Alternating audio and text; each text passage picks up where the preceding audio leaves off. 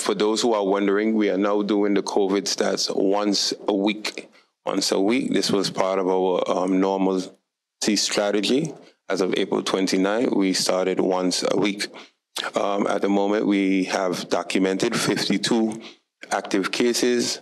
Unfortunately, one person hospitalized, but the levels of infections are very low.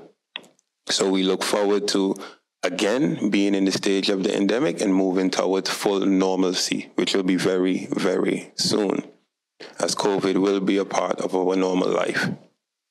I would also like to say Happy Nurses Week. You are the heroes of this community.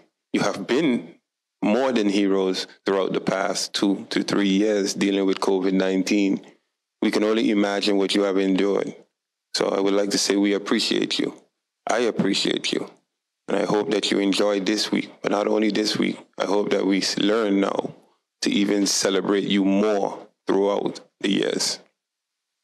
It is also Vaccination Week of the Americas, which was last week.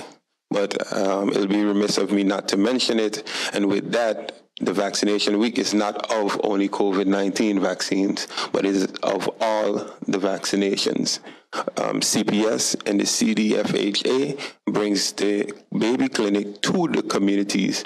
If you notice, Monday, a press release went out where we did the inauguration of the first baby within the community of Dutch Quarter. So it was at the Dutch Quarter Community Help Desk, where then we go into the communities and you can bring your infants to receive their vaccination shots.